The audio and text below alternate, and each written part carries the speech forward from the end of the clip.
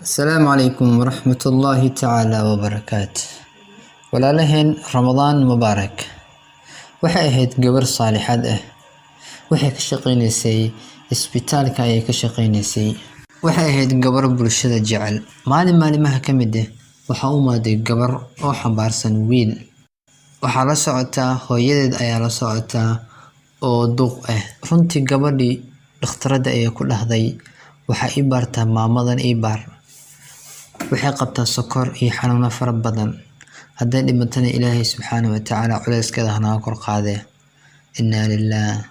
gabadha waxay ahayd caasi waalideyn ayay ahayd. runtii gabadhii dhakhtarada aad bay oo xumaatay hadalka ay ku hadlayso gabadha. runtii waxay dhahday maamadan haddaad dhibsanayso aniga ayaa gurigeyga geysanaya ee iska dhaaf. runtii gabadha way faraxday. haddaad leedahay gurigeeda ayaan geysanaya, haddaad leedahay gurigii ayaan geysanaya, runtii waan kuu hambalyeynaya. laa ilaaha illa allah. gabadhii hooyadeed ayay ka tagtay. hooyadeed ayay meel cidla oo tagtay. gabadhii dhakhtarada oo saalixad ahayd maamadu way soo dhaweysay, gacmo furan ayay ku soo dhaweysay. waxay geysay gurigeeda ayay geysay.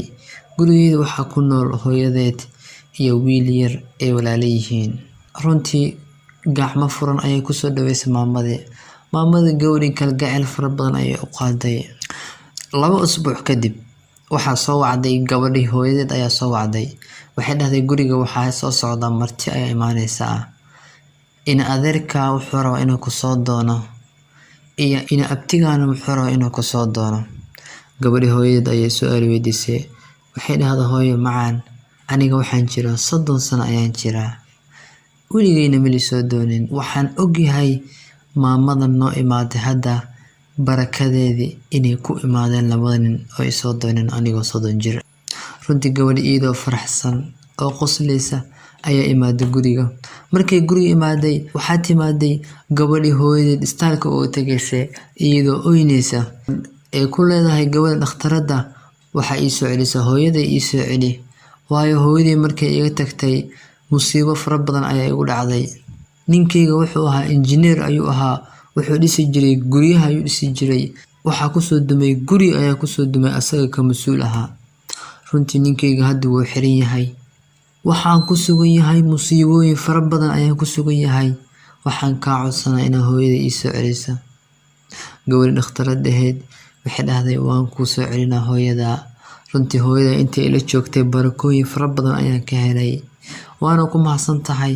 labadooda hadlayaan waxaa soo baxday hooyadii ayaa soo baxday iyadoo oynayso. waxay isku duubtay gabadheeda isku duubtay. waxay ku dhahday hooyo intaan kaa maqnaa waxay haysay gabadhan dhakhtarada oo fiican oo maasha Allah, balse hadda iyada ayaan fasax ka soo qaadanaya si aan isku raacno labadeena. maamadii gabadhi dhakhtarada ayaa fasax ka qaadatay. ayay dhahday hooyo macaan aniga waan kaa tagayaa intaan kula joogay haddaan kuu gafay cafi. gabadhi dhakhtarada maxay dhahday hooyo inta ila joogtay weligay ma ii gafin balse aniga ayaa wax ka faa'iiday waan kuu xiisi doonaa. وقضى ربك ألا تعبدوا إلا إياه وبالوالدين إحسانا إما يبلغن عندك الكبر أحدهما أو كلاهما فلا تقل لهما أف ولا تنهرهما وقل لهما قولا كريما.